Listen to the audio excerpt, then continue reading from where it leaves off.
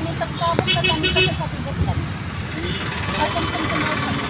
मी मोहन वसंतराव मुंडे, राष्ट्रवादी विधानसभा कळंब धाराशिव मतदारसंघाचा अध्यक्ष आहे.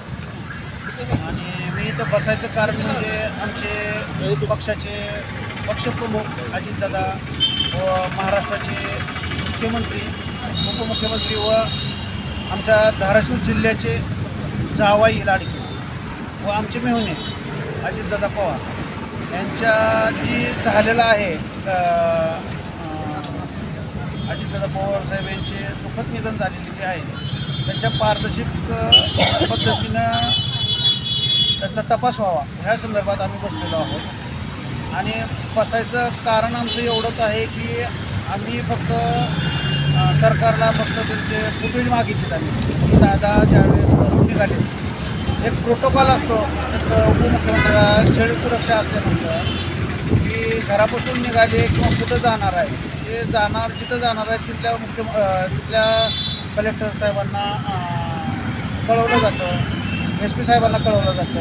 आणि जे छेड सुरक्षाचे जे पदाधिकारी जे आहेत ते त्यांच्यासोबत असतात.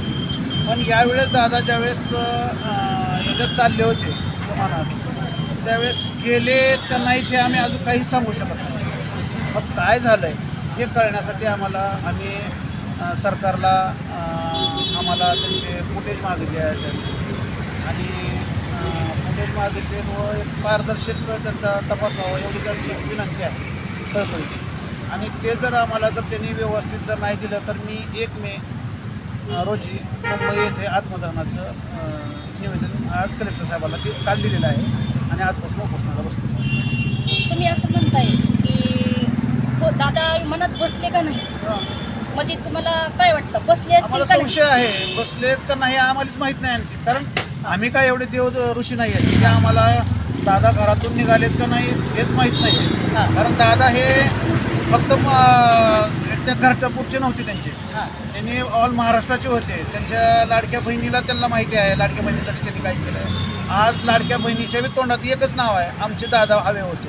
तर माझं तेवढंच म्हणणं आहे की आज आम्ही जे बसलात हे आता एक ठिणगी आहे माझ्या म्हणण्यात. ऑल महाराष्ट्रात इथून पुढे हे वातावरण असंच पेटत राहणार आहे. आणि जोपर्यंत दादाचा हे झालेला घातपात आहे काय ॲक्सिडेंट आहे हे जोपर्यंत कळत नाही तोपर्यंत हे आम्ही शांत बसणार नाही. मग भले त्यात आम्ही कुठल्याही थराला जाऊ शकतो आणि आम्हाला कुठलेही आमचा स्वतःचा जीव गेला तरी हरकत नाही. पण मी आता ठरवलं आहे की आमच्यासारखे हजारो लोक गेले तरी हरकत नाही. पण हजारो लोकांचा एक पोशिंदा खूप महत्त्वाचा असतो. अहो गोरगरिबाचे नुसतं नाव सांगतो त्यांच्यासाठी काही बी करणारे दादा होते, सरकारवर वचक बसणारे दादा होते. आज आपल्या महाराष्ट्राला नेताच राहिला नाही. आता सांगा मला एक कोणी बी एखाद्यानं सांगू द्या की मला असं नेता आहे एखादा. आणि दुसरं एक छोटंसं माझं एक सगळ्यांना सर्व पक्षांना मला म्हणायचं आहे की आज उपमुख्यमंत्री असताना ह्यांचं बरं झालं आहे वाईट झालं हे अजून कळू देणार गेले तर हे तुम्ही आमदार मंत्री खासदार काय करू शकणार आहे. उपमुख्यमंत्र्याचं तर ही कंडिशन आहे आज तर तुमचे तर काय सेकंदात तुम्हाला गायब करतील. त्याच्यामुळं माझं सगळ्यांना सर्व पक्षांना एक कळकळीची विनंती आहे की सगळ्यांनी मिळून त्याचा छडा लावलाच पाहिजे तरच याचं काहीतरी पुढे चालून काहीतरी व्यवस्थित होईल, शांतता राहील. नाहीतर वातावरण हे पूर्ण महाराष्ट्रात नाही पूर्ण देशात पेटत राहील. कारण दादाचे चाहते हे फक्त महाराष्ट्रात नाहीत किंवा गावात नाहीत पूर्ण देशात आहेत. देशाच्या बाहेरनं लोकांचे कंटिन्यू मॅसेज आहेत. दादाचा घात झाला त्यांची ओळख पटली त्यांच्या हातातल्या गाड्यावर आणि तुम्ही असं कसं काय बोलू शकता? नाहीच ना ते पूर्ण काहीही होत नाही. पहिल्यांदा प्रत्येक वेळेस वेगवेगळ्या हे आहेत. आता मला एक सांगताना पहिल्यांदा आलं की पहिल्यांदा विमानामध्ये 6 जण गेले. 6 जण गेले म्हणल्यानंतर ठीक आहे तर काही जण म्हणले की 5च बॉड्या सापडल्या. परत एक ब्रेकिंग न्यूज आली की ब्रेकिंग न्यूजला तिथं 3च बॉड्या फक्त सापडल्यात म्हणून सांगाले. अजून 2 कुठे गेल्या. म्हणजे तुम्ही एक म्हणत 3 अक्षरशः 3 बॉड्या नाही आहेत आणखी. मग त्यात काय ते कुणाचे आहेत काय आहे तेच काही कळालं नाही.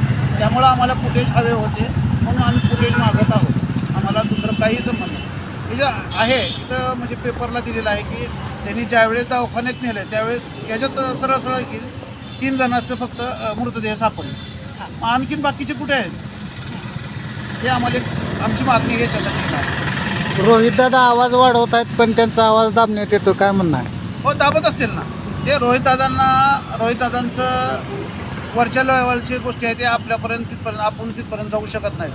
आपण कलेक्टर साहेबापर्यंत जाऊ शकतो. मी या मोठ्या गोष्टीत आपण जात नाही. आता आमचे आमदार खासदार आता मंत्री भरपूर जण आहेत की दादाच्या नावावरती खूप जण मोठे झालेले आहेत, पण ह्याने अजून आवाज उठवत नाहीत. आता ह्यांना काय कळत नसेल का? अहो लहान माणसाला कळतं, म्हाताऱ्या माणसाला कळतंय, लहान मुलांनी सांगितलंय दादाचा घातपात झाला आहे, मग हे कळतच असेल ना सर्वांना. बाकीचे पक्ष काय सांगत नाही ते ह्याने. मला एक माझं म्हणणं आहे की मी पक्ष म्हणून नाही बोलत. मी एक दादाचा फॅन आहे म्हणून मी एक बोलायचं आहे की मला दादा म्हणजे महाराष्ट्राची शान होती. दादा म्हणजे एक कामाचा माणूस होता. दादा म्हणजे एक ब्रँड होता. आवाज तुम्ही काहीच ठेवलं नाही ते, आणि इथून पुढे तसा नेता होणे नाही लवकर. लाखो हजाराचा पोशिंदा होता तो. धाराशिवमधून जर तुम्हाला न्याय नाही भेटला तर तुमची आंदोलनाची दिशा काय असेल? माझी धाराशिवमधून जर मला न्याय जर नाही भेटला तर मी 1 मेला मुंबई येथे मंत्रालयात इथे जाऊन मी आत्मदहन करणार आहे. शिवशंभू छावाने, धाराशिव.